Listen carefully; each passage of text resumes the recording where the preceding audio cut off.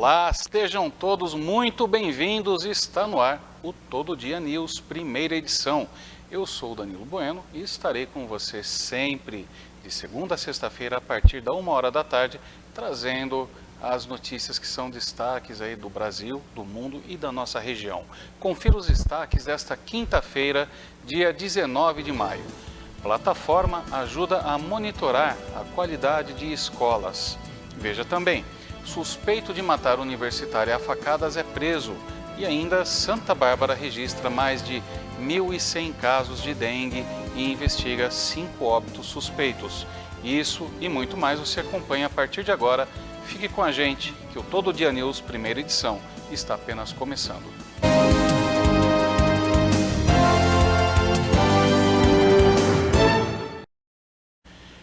Quinta-feira gelada, mais ou menos aí na casa dos 8 graus, uma delícia para tomar um cafezinho quente, um chocolate quente, comer um misto quente, tudo que termina com quente. Tá uma maravilha o dia de hoje, para quem gosta de frio como eu, né? Eu gosto de frio, mas não gosto de congelar. Eu até falei ontem para Sabrina isso durante a previsão do tempo de ontem à noite.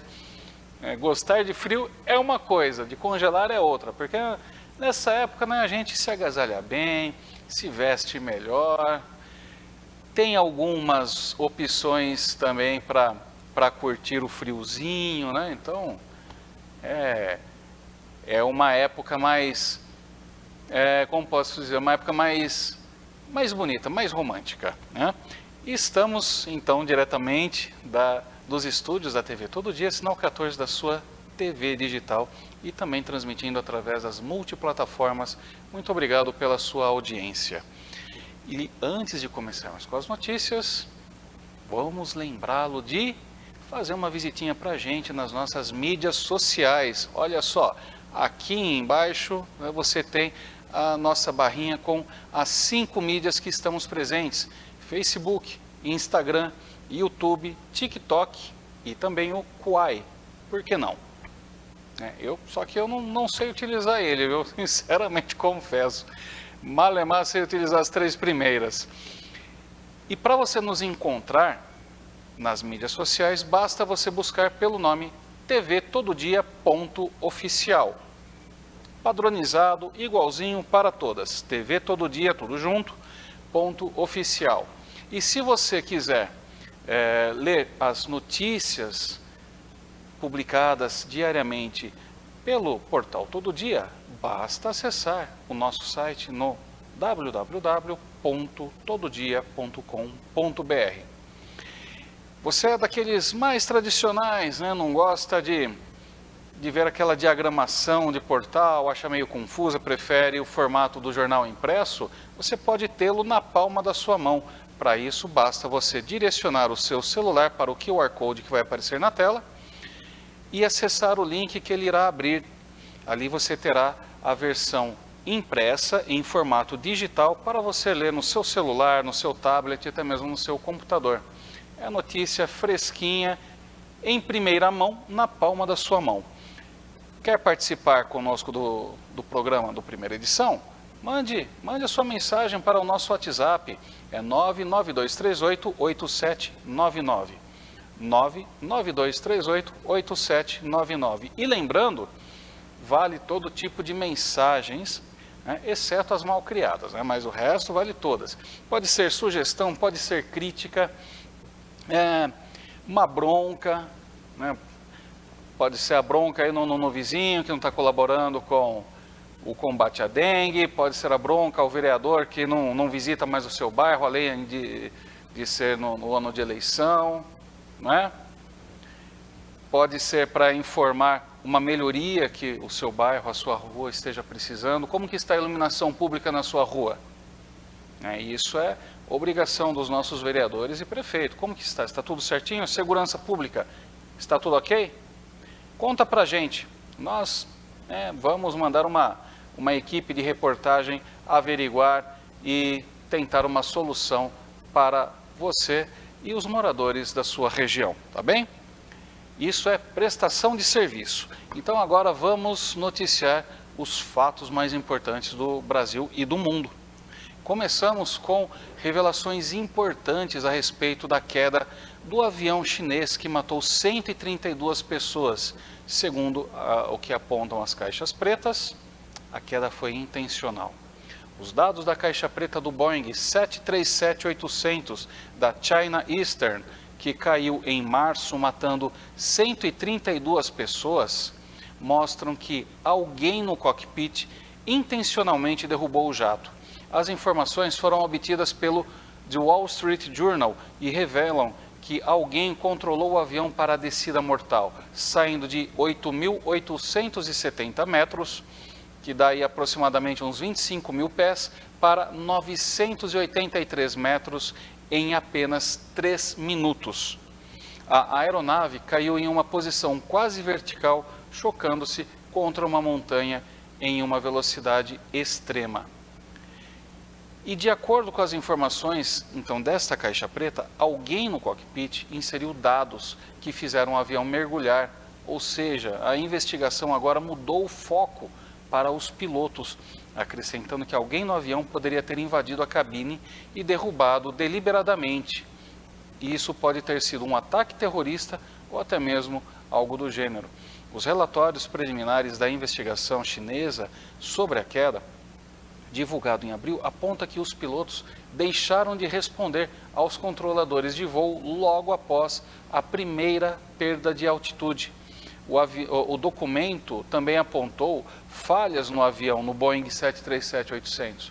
Inclusive, no dia do acidente, muitos internautas desconfiaram da queda e expressaram suas opiniões no Twitter, alegando que parecia uma queda intencional.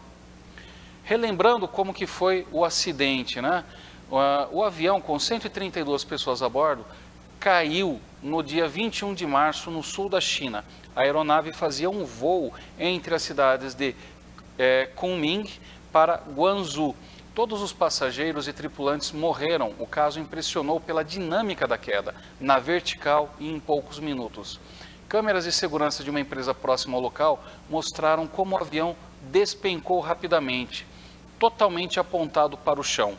Em março, dias após a queda, o chefe do Centro de Investigação de Acidentes da Administração de Aviação Civil da China, Mao Yanfeng, disse que, em entrevista coletiva, que os controladores mantiveram contato com o avião durante todo o percurso, até a primeira queda de altitude. Pois é, né? Comentar um pouco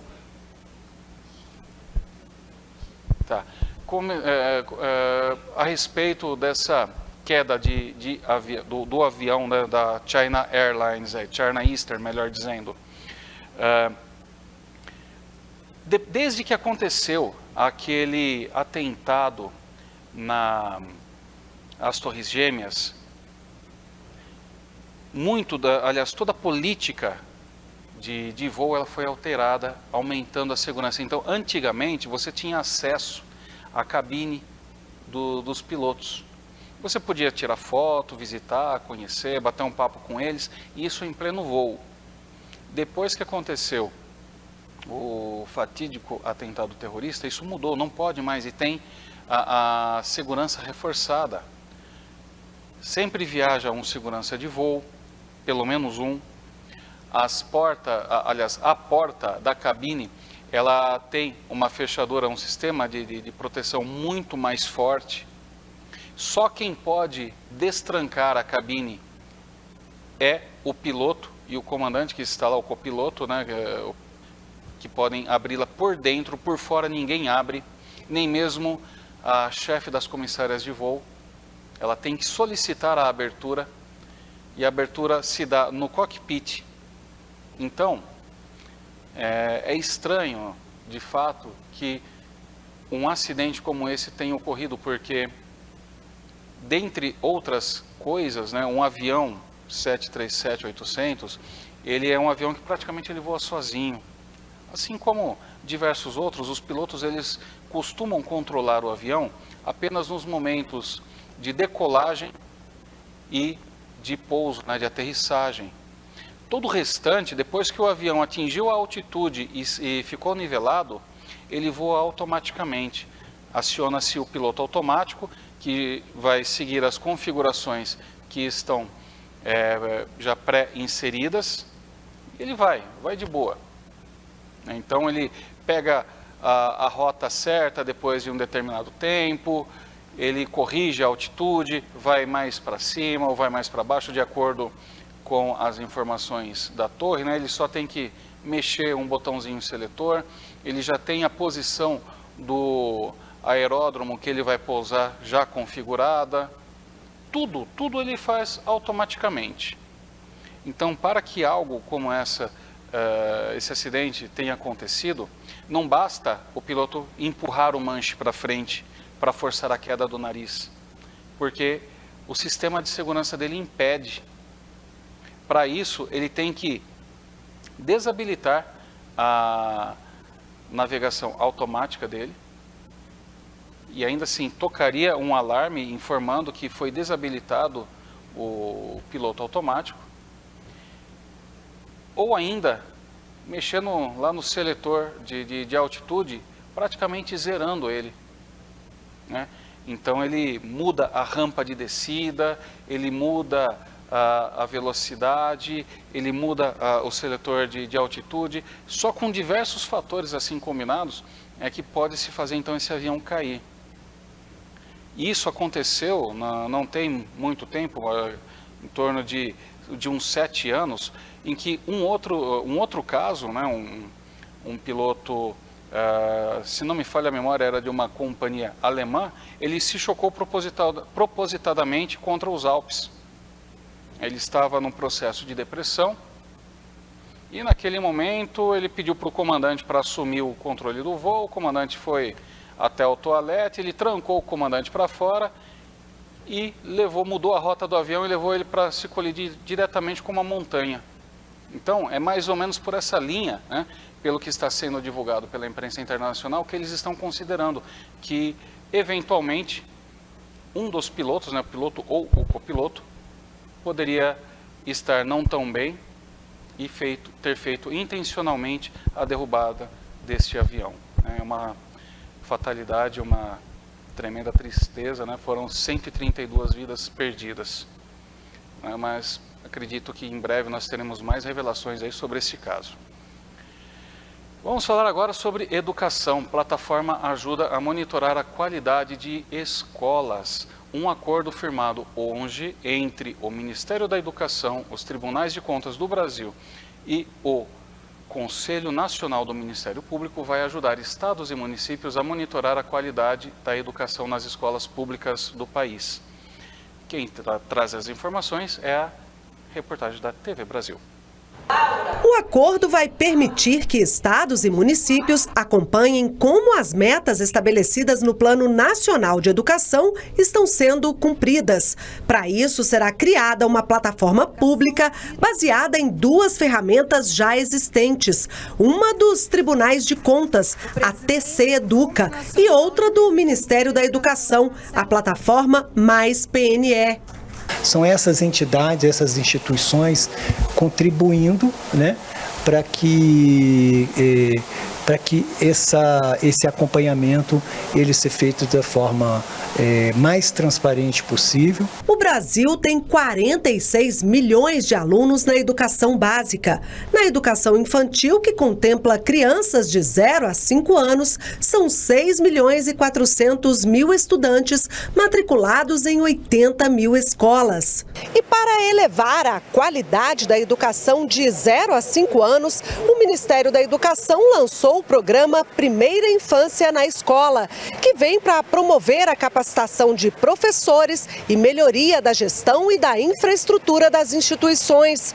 Tudo deve ser feito em parceria com estados e municípios. É uma política que olha de que maneira o Ministério da Educação pode apoiar as redes educacionais no desenvolvimento das suas capacidades, né? Tanto de gestão quanto de práticas pedagógicas, de currículo e também de avaliação.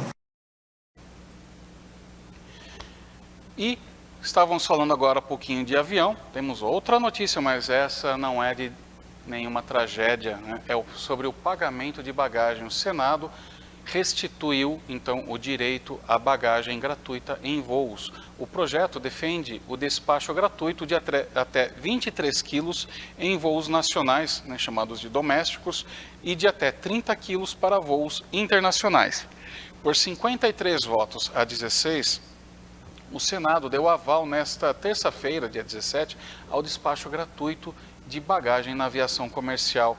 A regra foi incluída pela Câmara dos Deputados em uma medida provisória sobre o setor aéreo e agora foi mantida pelos senadores. A votação representa uma derrota para o governo e para as companhias aéreas, que nas últimas semanas fizeram um esforço para tentar derrubar a previsão de gratuidade aprovada pelos deputados no fim de abril. O tema é discutido na medida provisória conhecida como MP do voo simples, uma vez que o texto da proposta foi alterado pelo Senado em outros pontos. A MP precisará voltar para a Câmara dos Deputados. O relator Carlos Viana, do PL de Minas Gerais, defendeu a manutenção da cobrança atualmente existente, mas o líder do PSD, Nelsinho Trade, apresentou a emenda isentando novamente a cobrança. Se for sancionada, a nova regra permitirá o despacho gratuito de bagagem de até 23 quilos em voos nacionais e de até 30 quilos em voos internacionais. Em 2019, o Congresso chegou a aprovar o retorno da gratuidade, que foi vetado pelo presidente Jair Bolsonaro. Essa é uma questão polêmica, né? Quando foi aprovada a lei que permitia, então, haver a cobrança do transporte dessas bagagens, as companhias aéreas diziam que isso ajudaria a baratear as passagens aéreas, porque era feito, né, um rateio, praticamente, aí, por todos os passageiros, né? Então, considerando que aquela pessoa que estivesse carregando uma bagagem de mão, de até 5 quilos, que dá para ir dentro da cabine, como aquela pessoa que está levando uma mala de 23 quilos, além da sua mala de mão, bagagem de mão. Então, que isso garantiria mais direitos, mais benefícios para o passageiro, o que nunca aconteceu, nem mesmo por um dia. Na verdade, logo após a implantação dessa medida, dessa lei que autorizou a cobrança, no mês seguinte houve o aumento da tarifa aérea, né, para os passageiros, a cobrança então das passagens teve um reajuste e, além disso, implementou-se, né, a cobrança da bagagem, o transporte dessa bagagem. A justificativa que as companhias davam eram bem, como se pode dizer, bem justificadas. Por quê? Tudo no avião é peso, né? Para que a aeronave decole, você tem que fazer um cálculo muito próximo da realidade de quantos quilos você está transportando. E essa mesma questão de distribuição desse peso tem que ser muito calculada, muito bem distribuída, porque se tiver mais peso, por exemplo, sobre a asa direita ou sobre a asa esquerda, isso pode gerar uma instabilidade de voo. E quanto mais pesado estiver o avião, mais força de empuxo ele vai precisar para decolar. E com isso ele consome mais combustível. Então, em tese, né, com essa cobrança da bagagem, ele teria uma possibilidade de aliviar, né, porque ele estaria transmitindo parte da conta desse combustível para aquelas pessoas que estão levando mais bagagem, e não para aquele que está levando uma simples bagagem de mão. Só que, infelizmente, né, foi um conto da carochinha, né, um conto do vigário. Infelizmente, isso não vingou. Então, por essa questão, os deputados aprovaram, os senadores agora fizeram uma modificação no texto para retornar a gratuidade, então volta para uma apreciação da Câmara dos Deputados. que, sendo aprovado agora nessa nova análise da Câmara, com o texto final do Senado, sendo aprovado lá, vai ser encaminhado para a sanção presidencial. Se o presidente vetar total ou parcialmente, o que acontece? Daí retorna o veto para ser apreciado pelo Congresso, que pode acatar ou pode derrubar. Então não termina ainda essa discussão, né? Então esse imbróglio, né, vamos dizer assim, vai perdurar ainda por mais um tempinho. E falando sobre saúde, doenças raras, né? Mães são as principais responsáveis pelos cuidados. Cerca de 15 milhões de pessoas no Brasil vivem com alguma doença considerada rara, de difícil diagnóstico. A maioria é de origem genética. Os cuidados com esses pacientes, né, 8 a cada 10 casos, recaem às mães, que acompanham os filhos 24 horas por dia. Um trabalho que ainda é pouco reconhecido, é o que mostra a pesquisa encomendada pela Federação Brasileira das Associações de Doenças Raras. Vamos acompanhar a reportagem feita pela TV Brasil. Esta é a Iris, quando era um bebê, nos braços da mãe, a Aline. Hoje, ela tem 17 anos, está saudável, apesar de viver com uma doença rara, que foi identificada no primeiro ano de vida. Ela tem atrofia muscular espinhal, AME.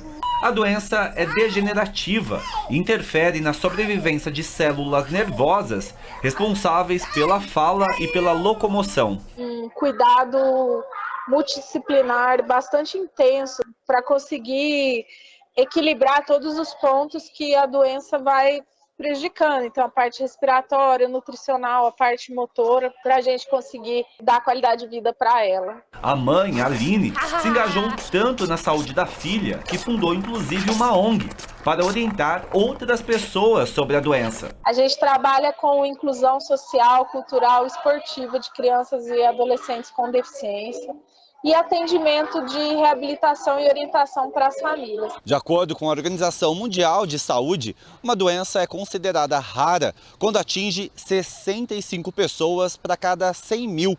Só que a lista é grande, são cerca de 9 mil doenças. Só no Brasil, 15 milhões de pessoas vivem com alguma doença desse tipo. As doenças podem ser muito graves. Quase 1/3 dos pacientes morrem antes dos 5 anos de idade. O diagnóstico, os tratamentos e os cuidados costumam ser difíceis. As mulheres são as principais cuidadoras, normalmente são as mães, e elas acompanham os filhos 24 horas por dia. Quando a gente fala em democratizar o acesso, significa que ter um diagnóstico rápido e preciso e atendimento a um tratamento adequado, com manejo adequado para esses pacientes. Através de uma intervenção interdisciplinar de uma equipe multiprofissional, você consegue melhorar muito a qualidade de vida dos pacientes e dos familiares, porque a família toda adoece quando você tem um paciente com doença rara na família.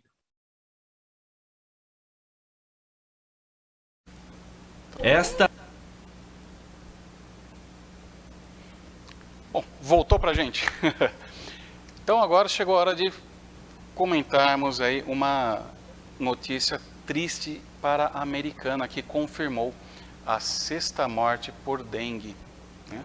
A Americana então confirma a 6ª morte por dengue, e quem tem mais informações sobre este caso é Ellen Santos, da TV Todo Dia. Ainda não? Então vamos seguindo aqui com o jornal, depois nós voltamos para essa matéria. Ainda direto, pode chamar? Então vamos ver a matéria da Ellen Santos.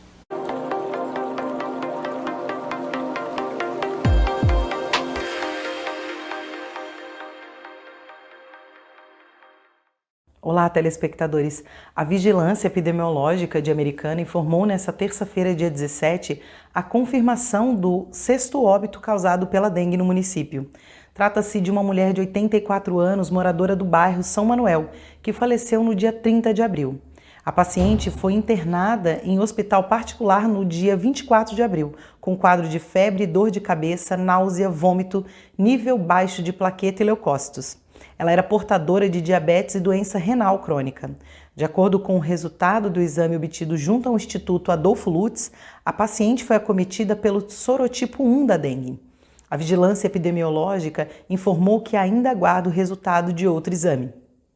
A Prefeitura informou que as ações de combate à dengue estão sendo intensificadas com a aplicação de inseticida nos bairros São Jerônimo, Parque da Liberdade e Jardim da Paz.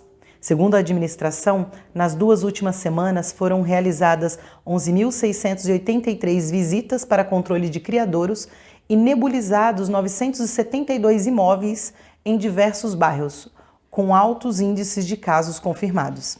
Ellen Santos para o Todo Dia News.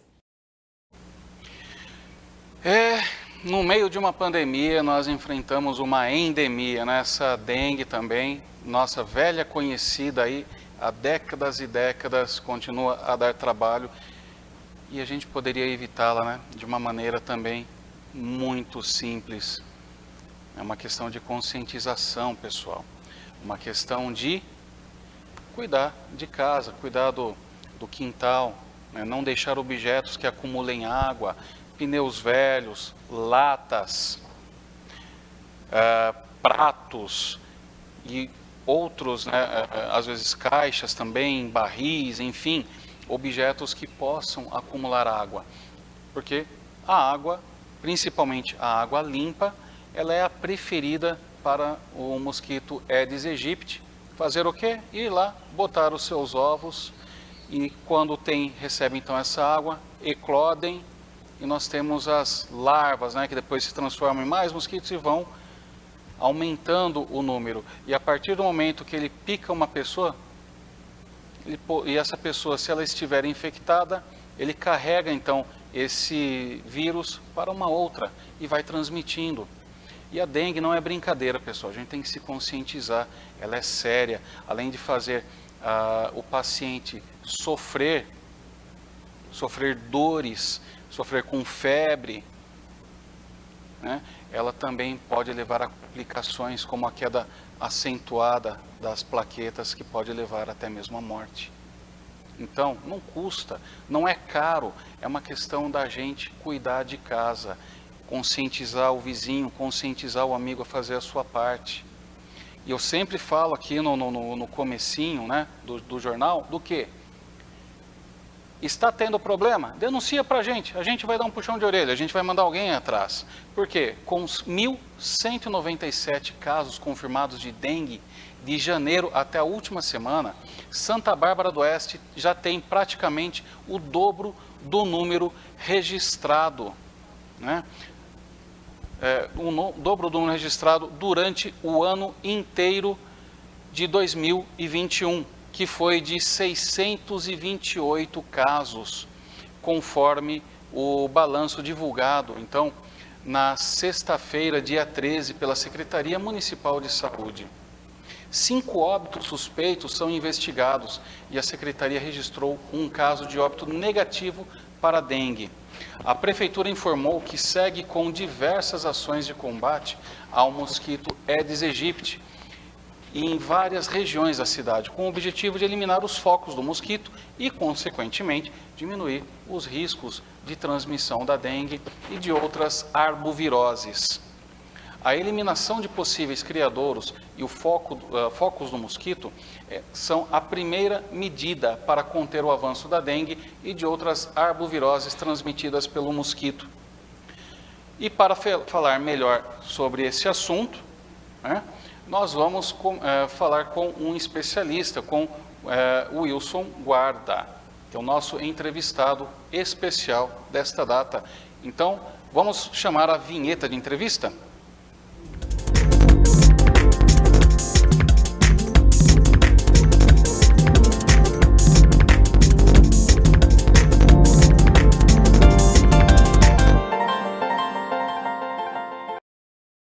Boa tarde, Wilson. Tudo bem? Boa tarde, Como Rodrigo. está?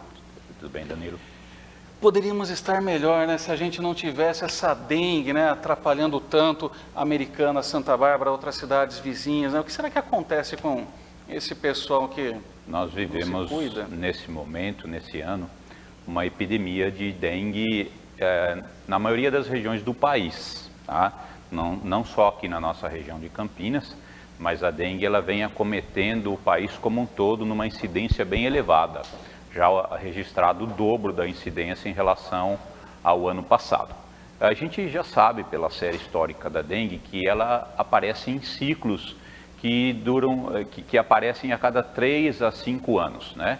Nós estamos agora em 2022 justamente num desses períodos de ciclo, de início da doença, e ela perdura por 1, 2 anos, né? Então a gente sabe que 2022 vai ser um ano forte, com um grande número de casos de dengue, e provavelmente em 2023 a gente ainda esteja enfrentando esses problemas. Uhum. E o que as pessoas podem fazer então para prevenir, né, para não ter justamente essa inconveniência, né, de ter o mosquito aí visitando a casa e infectando as pessoas? A dengue é uma velha conhecida nossa, né? Já trabalhamos nessa área há muito tempo. A dengue ela precisa de um vetor, ela tem um vetor na sua transmissão desse vírus, que é o vetor Aedes aegypti, um mosquito já conhecido, né? Um mosquito extremamente adaptado ao ambiente urbano e antropofílico. O que é isso? Ele se aproxima do homem, ele se alimenta, as fêmeas fazem hematofagia na espécie humana, então ele se adaptou a viver no meio urbano. Ele tem dentro do seu ciclo de vida, utilizando recursos de ambiente urbano, que a gente já conhece, aqueles velhos criadouros sempre citados, né? Pratinho de planta, calha que está entupida, caixa d'água mal tampada, ou seja, qualquer recipiente ou local que acumule água, né? O mosquito utiliza esses locais como o seu local de reprodução.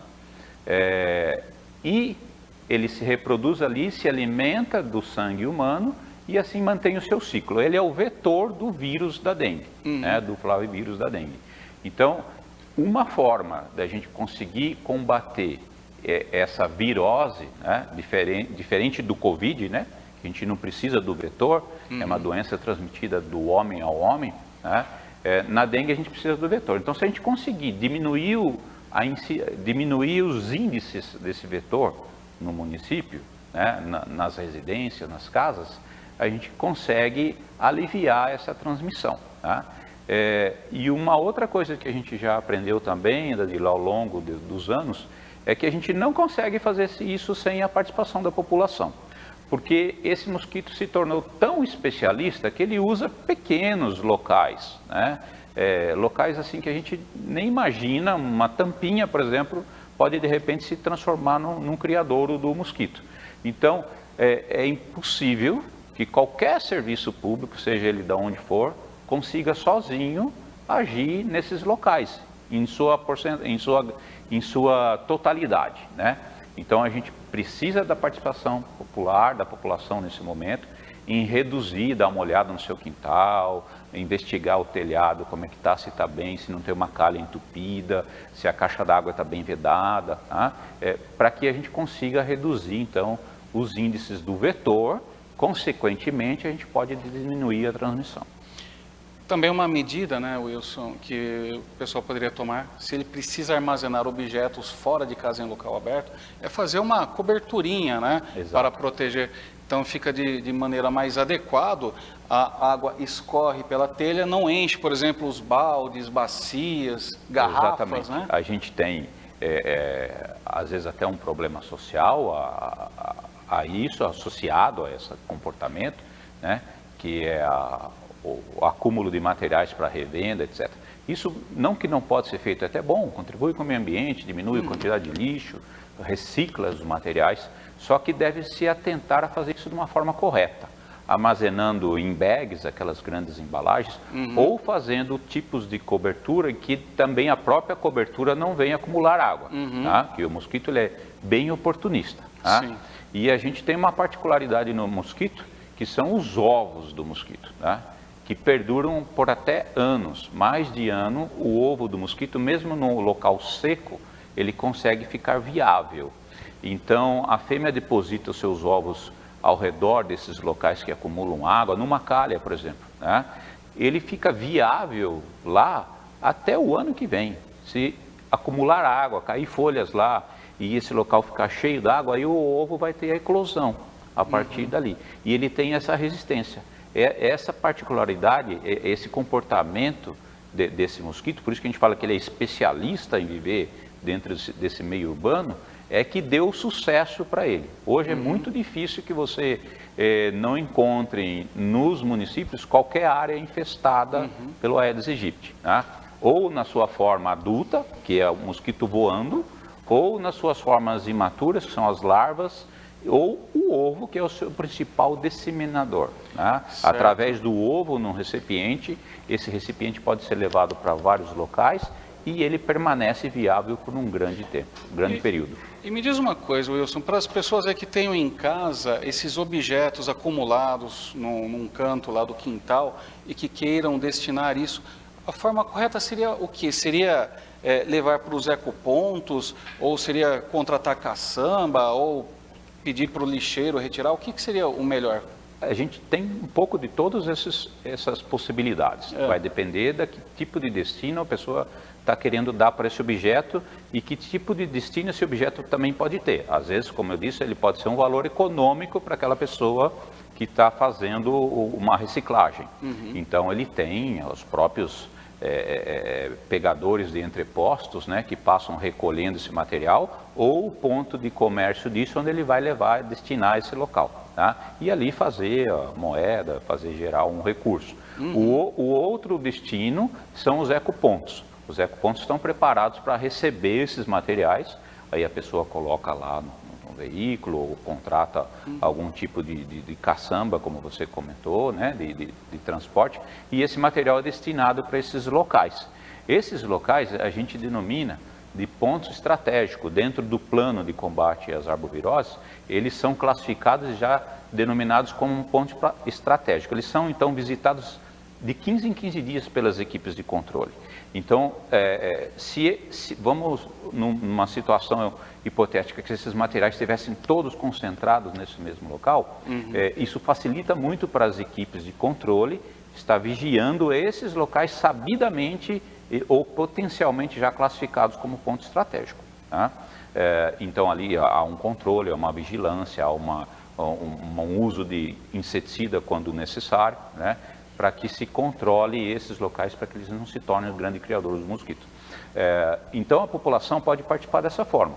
Normalmente, são materiais que, às vezes, o lixo não recolhe, né? Aquele serviço normal da coleta, porque, às vezes, são materiais considerados grandes ou que não cabem no saco plástico para destinação do lixo doméstico.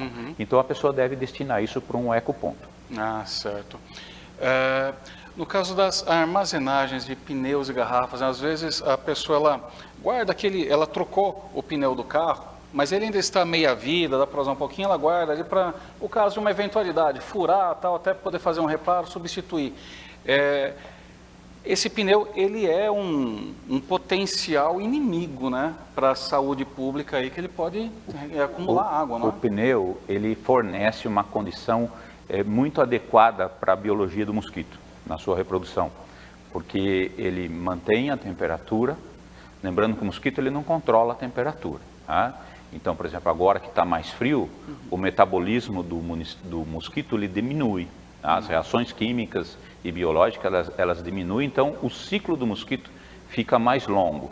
Num período bem quente, né, você consegue, por exemplo, entre o ovo entrando em contato com a água, a eclosão dele, as fases de larva do mosquito se transformar no mosquito adulto voando, esse ciclo pode fechar em 5 dias, tá? 7 dias. No frio, como a gente está agora, que, vamos dizer, não se mantém por muito mais do que uma semana, né? É difícil na nossa região isso, mas o metabolismo do mosquito aumenta, então o ciclo, para ele completar esse ciclo, chega a ultrapassar semanas, né? Mas a gente não pode contar com essa sorte, tá? Então a gente tem que vigiar esses locais. E aí eu volto à história do pneu. O pneu, como borracha, ele é até usado como armadilha. Quando a gente quer fazer armadilha para ver se há mosquito numa área, um dos tipos de larva e trampas, que a gente denomina essa armadilha, é feita de pneu. né? Com um pouco de água, e a gente vigia esse pneu dia sim, dia não, e você descobre lá se houve oviposição nesse recipiente. Então o pneu ele foi um grande, vamos dizer assim, inimigo, né? Amigo do mosquito, inimigo nosso, porque ele é um potencial criador para o mosquito. Tá? O ambiente é favorável, ele mantém a água numa temperatura mais estável por causa da borracha, né? Então o mosquito gosta dessa ambientação, além dele ser um objeto escuro. Hoje, o pneu já não é o principal criador, ele é em potencial, sim, um ótimo criador, mas ele não é o principal criador que as equipes encontram nas casas. A gente ainda tem um grande problema com os pratinhos de planta, objetos em geral, plástico, garrafa que ficou jogada, plástica no chão, tampinha. Esses são hoje os principais criadores, né? Além de calhas mal drenadas ou entupidas, né? O pneu hoje ele tem um ciclo, uma destinação, né? A gente recomenda que a pessoa, quando troca o pneu, deixe o pneu no borracheiro, que as borracharias são outros locais classificados, como eu disse antes, como ponto estratégico, então vigiados com frequência pelas equipes de controle, e elas têm uma logística já reversa instituída para que esses pneus vão para ecopontos locais específicos, onde são recolhidos para reaproveitamento. Então a primeira opção da pessoa ao trocar o pneu é não levá-lo para casa, tá? Mas se tiver que fazê-lo e tiver que armazenar em casa, em ambiente coberto, tá? Certo. Sem dúvida, porque água acumulada em pneu, lembrando que ele é um ótimo reprodutório para o mosquito, vamos dizer assim, a maternidade do mosquito. Boa, né? Maternidade. Uma dúvida, né? É muito comum hoje, né? Teve um período que ficou muito barato, né, as pessoas instalarem piscinas em casa, né? Essas tem de lona, tem de fibra, tem as tradicionais de alvenaria e tal. E quando chega esse período de frio, algumas drenam, outras apenas mantêm aquele tratamento constante. Não é porque drenou a piscina que ela está livre, né? De ser um risco aí às da vezes, dengue. até o contrário, tá? Uma piscina tratada, uma piscina lá, mesmo que não esteja sendo utilizada, mas mantida tratada com o seu ciclo, com a cloração, ela não é criador do mosquito, tá? Mesmo que ela não esteja em uso, tá? O problema da piscina é quando ela deixa de ser tratada, tá? Ou quando ela é esvaziada, porque uma piscina esvaziada, você tira o excesso de tantos 1000 litros d'água, mas em algum cantinho ali ela fica adequada para acumular uma quantidade de água, né? E aí vai ser de água não tratada, tá? Aí ela pode se tornar um criador. As piscinas plásticas também. Agora, no período de inverno, a pessoa não vai usar, ele vai desarmar a piscina, mas ele tem que tomar cuidado para que a piscina desarmada, naquelas dobras que ficam do plástico, não se torne um local de acúmulo d'água, que é comum, tá? Não raramente as equipes de controle veem essas piscinas desarmadas em ambiente aberto, não coberto, e elas se tornam então um criador. E aí não vale só para a lona da piscina, qualquer tipo de lona ou plástico, né? Acumulado dessa forma, pode ter águas nas suas dobras, o mosquito sabe utilizar esses pontos. E as piscinas de uso público, né? Sejam de clubes ou até mesmo de praças de esporte, é feita uma fiscalização em cima dessas piscinas? Sim, para ver justamente se o tratamento dela está sendo mantido. O tratamento dela mantido, como eu disse, ela não se torna criador do mosquito. O Aedes aegypti também tem uma particularidade, ele não gosta de grandes coleções d'água, tá? Por exemplo, se tiver um lago no meio da cidade, esse lago não é ambientação para o Aedes aegypti. A gente encontra outras espécies de mosquito lá, tá? O Culex, algumas outras espécies sabetines, mas a gente não encontra Aedes aegypti nessas coleções, tá? É mais raro. Existem competições entre as espécies. E aí eu volto àquele primeiro assunto. O Aedes aegypti se tornou especialista em viver perto de nós, dentro da nossa casa e no nosso quintal. Ele é especialista nisso. Fazer uma pergunta provocativa. Tudo bem, ele não gosta de grandes extensões d'água. Mas e se a gente tiver nessa água aí uma coleção de aguapés que funcionam como pequenos copinhos cheios d'água? Não, a gente tem um ambiente natural, a gente encontra Aedes albopictus, outros tipos até de Aedes, mas o egípcio a gente não encontra nesses locais. Eu imaginei que ele poderia... Culex é muito comum nesses locais. E a gente, macroscopicamente, você vai ver a larvinha nadando lá. Mas não é da Quando você pega essa larva, leva para o laboratório, vai fazer análise, ela não é da espécie Aedes aegypti. Tá? Certo. Até um Aedes aegypti ali, se por acaso você coloca um ovo de Aedes aegypti ali, existe a competição entre as larvas e ela perde nesse ambiente, tá? Porque tem, não dá para dizer que é um canibalismo, alguma coisa assim, mas uma larva acaba consumindo a outra, tá? Então tem competições entre espécies. Tem espécies de mosquito que são predadores do mosquito Aedes aegypti, do Culex, de outros tipos de larvas, que são alguns mosquitos maiores, né, que predam alguns tipos de larvas. Nesses ambientes de lagos, com aguapé e essas plantas locais arborizados, é muito comum a gente encontrar o Aedes albopictus, né? Além de outras espécies como o Culex.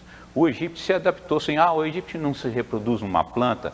Reproduz sim, por exemplo, uma bromélia em vaso na casa, vai ser um recipiente que ele vai usar naturalmente, tá? Mas lembrando, isso está lá na casa com a gente, tá? Certo. Isso está bem próximo da gente. Ele pensa, a biologia procura o mínimo esforço, tá? É lógico que se eu conseguir reproduzir aqui do lado ou aqui no seu quintal, e eu sei que eu preciso do seu sangue para eu completar o meu ciclo, tá? Por que eu vou montar um criador ou me reproduzir a 2 quilômetros daqui? Ele não vai fazer isso, né? Então ele vai usar o que a gente dá de oportunidade para ele.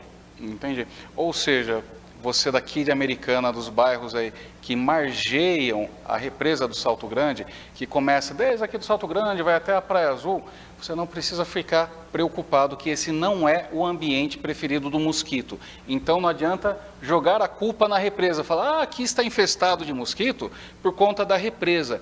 É provavelmente porque tem alguma coisa na sua casa ou na vizinhança que está fazendo se tornar criador. O que a gente normalmente encontra nessas coleções d'água, os maiores, é o Culex, que a gente chama de pernilongo, aquele que voa de noite, faz zumbido no ouvido, senta na parede, né? Ele usa esses ambientes, tá? O comportamento dele, ele faz oviposição em jangadas, né? Tipo jangadinha. A fêmea tem um comportamento de colocar todos os ovos dela, ou a maioria dos ovos delas de uma vez só.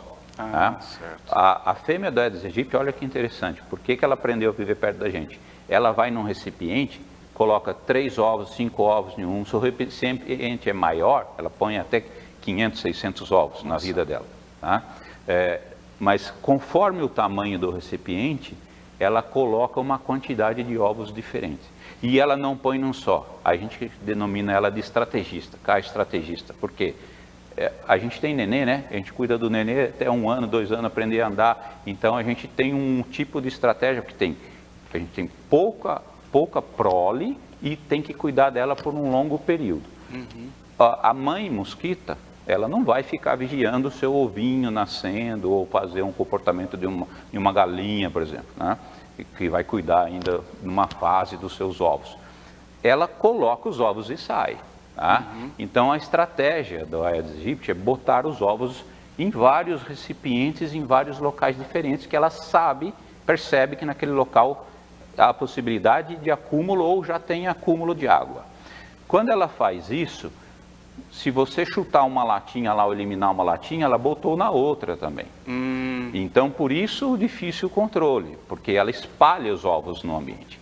O Culex, quando ele chega numa coleção d'água dessa, o pernilongo, ele põe os ovos em cima da lâmina d'água, numa quantidade grande de ovos. Então, uma vez que essa lâmina d'água andar, ou uma vez que um peixe, se essa lagoa tiver com um certo equilíbrio biológico, ali comer os ovos, ela perdeu a prole dela. Então a estratégia dela não é tão boa, tá?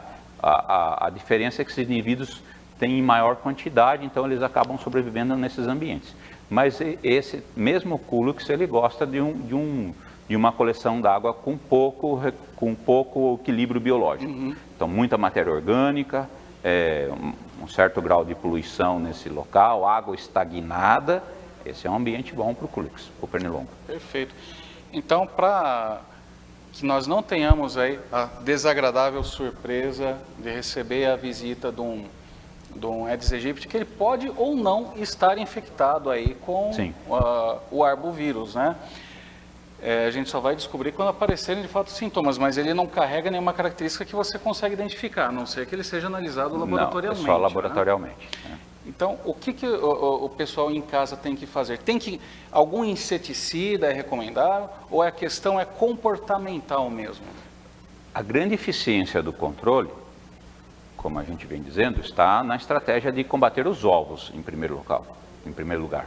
Tá? Devido ao tempo que ele pode ficar no ambiente e a quantidade de ovos, né? Tem uma proporção que você poderia fazer quase que uma pirâmide, né? Uma quantidade de ovos, uma quantidade de larvas em desenvolvimento para uma quantidade de mosquitos alados voando, né? E se alimentando do nosso sangue. Isso é uma pirâmide, né? Certo. Então, quando você combate ovos, criadouros, você tem uma grande eficiência nessa pirâmide no combater o seu alvo, que seria a gente não ter o vetor. Né? As larvas seriam os recipientes com água, né? Eliminá-los, limpá-los, lavar, fechar a caixa d'água, telar, esses ambientes que o Aedes aegypti sabidamente vai utilizar. Né? Quando a gente fala de inseticida, e aí entra o famoso fumacê, né? Todo mundo pede fumacê. Qual é a ideia do fumacê? Qual é o objetivo do fumacê? Que hoje não é mais um fumacê, porque não sai mais uma fumaça. Antes o inseticida com óleo era queimado no local quente, por isso saía aquela fumaça. Né? Hoje é utilizado normalmente equipamentos ultra baixo volume, onde solta o inseticida, mas você não vê ele, mas as gotículas estão voando. Esse inseticida vai combater esses alados aqui da ponta da pirâmide. Então, estrategicamente, ele não é a melhor opção. E ele tem só uma função, né? É derrubar fêmeas infectadas. Então, aonde é destinado esse fumacê, essa desinsetização? Nos locais onde a vigilância epidemiológica consegue detectar que está tendo corredor de transmissão. Uma pessoa está com dengue, outro da família está com dengue, o vizinho está com dengue. Então, esses locais detectados pelos sistemas de saúde, né, é que determinam os locais para a aplicação desse tipo de inseticida. Lembrando, Danilo, que esse inseticida ele não tem efeito residual. Ele vai bater num alado, vai derrubar eles. Então, se essas fêmeas, macho e fêmea, né, vai derrubar. E essas fêmeas, se elas estiverem com vírus, elas vão deixar de picar outras pessoas. Esse é o objetivo, parar a transmissão. Certo. Quando a gente fala em controlar a espécie, a gente tem que pensar na base dessa pirâmide. Tá? Por isso a insistência de participação popular em remover criadouros. Tá? Eliminar criadouros, cobrir os locais, deixar isso armazenados em locais adequados. Perfeito. E reforçando para você daí de casa, então, né, que além, né, dessas questões de controle, então, dos locais com possíveis criadouros de dengue, é importante também você observar sintomas, se de repente alguém de casa está com algo como febre alta, dor de cabeça, dor no fundo dos olhos, manchas vermelhas pelo corpo e dores, né, generalizadas aí no corpo. Então, essa pessoa ela tem que imediatamente buscar auxílio numa unidade de saúde mais próxima de casa e não tentar se automedicar, já que alguns medicamentos podem agravar o quadro. E para maiores informações, então, o cidadão ele deve entrar em contato com a Divisão de Controle de Vetores do CCZ, através do telefone 3463-8099, então repetindo 3463-8099, ou através do e-mail ccz.saude@santabarbara.sp.gov.br. Wilson, muito obrigado por todas as informações que você nos trouxe. Muita coisa me deixou surpreso. Eu não sabia que o mosquito podia ser um inseto tão inteligente assim, estratégico de fato. E nós temos que ser mais espertos do que ele, né? Não podemos ser vencidos por um mosquito. Exatamente, é o comportamento, a gente tem que adquirir isso como um comportamento. Assim como a gente tem um comportamento de varrer a casa, olhar locais aí, pelo menos uma vez por semana, arrumar esses locais, deixar esses recipientes em locais onde eles não recebam água, tem que ser um hábito nosso. Tá? Assim a gente consegue diminuir a incidência, as taxas do mosquito, do vetor e, consequentemente, diminuir a transmissão da dengue. Perfeito, muito obrigado. E agora, então, com essas notícias, vamos para um breve intervalo e daqui a pouco nós estamos de volta.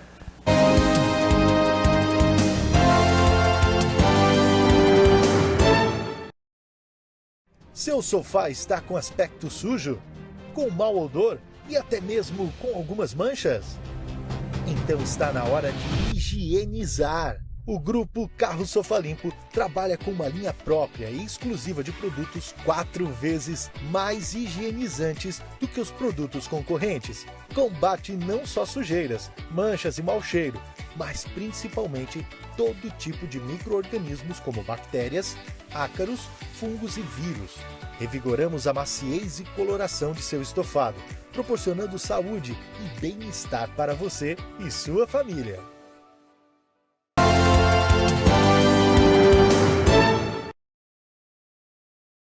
Notícia urgente, pessoal, em primeira mão para você, tá? Que acabou de sair aqui a decisão do juiz de direito, doutor Rafael Pavan de Moraes Filgueira, juiz julgador do processo contra o ex-padre Pedro Leandro Ricardo, que trata-se de uma ação penada ajuizada pelo Ministério Público em face do acusado Pedro Ricardo para apurar a prática de delitos previstos no artigo 214 caput, combinado com artigo por 3 vezes e no artigo 214, parágrafo único, combinado com o artigo 226, inciso 2º, todos na forma do Código Penal, que são sobre crimes, sobre os crimes aí de ordem sexual que teriam sido cometidos pelo padre. Quero pedir a arte aí, o pessoal já tem? Em que diz, em regime inicial, Padre Pedro, então, Ricardo, foi condenado em regime inicial de cumprimento de pena a ser observado fechado, de acordo com o artigo 33, parágrafo 2º, alineado do Código Penal, haja vista o quantum da pena aplicada. Ante o exposto, julgo parcialmente procedente a pretensão punitiva veiculada na denúncia para 1. Condenar o réu, Pedro Leandro Ricardo, já qualificado nos autos pela prática de delito previsto no artigo 214 caput, combinado com o artigo 226, inciso 2, de autoridade sobre as vítimas do Código Penal por 2 vezes, nos moldes do artigo 69 do mesmo Código, ao cumprimento de pena privativa de liberdade de 21 anos de reclusão em regime inicial fechado, e para julgar extinta a punibilidade, então, do acusado Pedro Leandro Ricardo, já qualificado nos autos, em relação aos fatos referentes em decorrência da desclassificação determinada na fundamentação para a contravenção do artigo 65 do Decreto-Lei 3688 de 1941, com base no artigo 107, inciso 4 do Código Penal, podendo recorrer em liberdade. Tá? Então, Padre Pedro Leandro Ricardo, que foi, ele foi reitor da Basílica de Santo Antônio de Americana, tá? Foi também condenado pelo Vaticano, que ele perdeu então o direito da batina, sendo ex-padre. Agora chega ao final este calvário vivido aí pelas vítimas dos abusos sexuais cometidos pelo padre. Em primeira mão trazemos então à sociedade a notícia de que o ex-padre Pedro Leandro Ricardo é então réu condenado a 21 anos de prisão pelos crimes tipificados na ação penal movida pelo Ministério Público. Então, esta é uma notícia importante que nós trouxemos para vocês desde o início, né, desse longo calvário e dessas vítimas e nesse julgamento, e agora trazemos então a conclusão. E voltamos com a nossa programação normal. Chama a promoção das Duas Mães.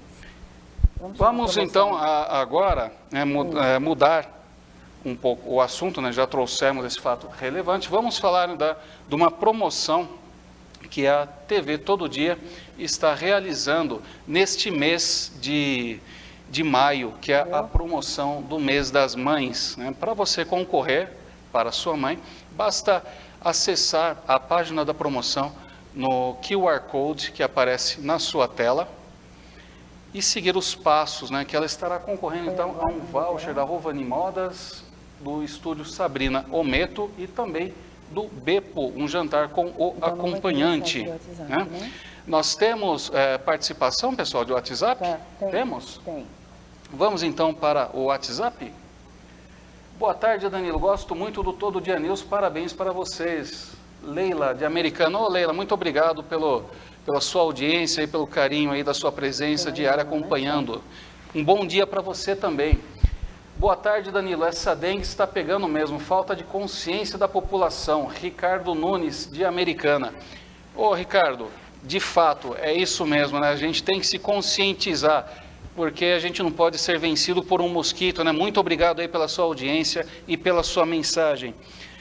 Com isso, pessoal, nós encerramos o jornal de hoje, né? Trazendo, então, esse fato de extrema relevância, né, que quebrou a nossa rotina aqui, mas trouxemos a você em primeira mão para, então, noticiar que o ex-padre Leandro, ele está condenado oficialmente, então, a 21 anos de cadeia.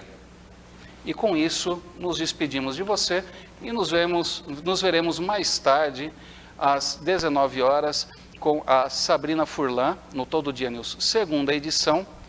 E antes disso, nós temos também o Giro Diário, nas notícias policiais, com o apresentador Marcelo Rezende. Desculpa, Marcelo Bento, Marcelo Rezende, sempre confundo, é o outro apresentador lá da Record que marcou um estilo todo especial para esse tipo de noticiário. E você, então, a você eu me despeço e nos vemos novamente amanhã. Tchau, tchau.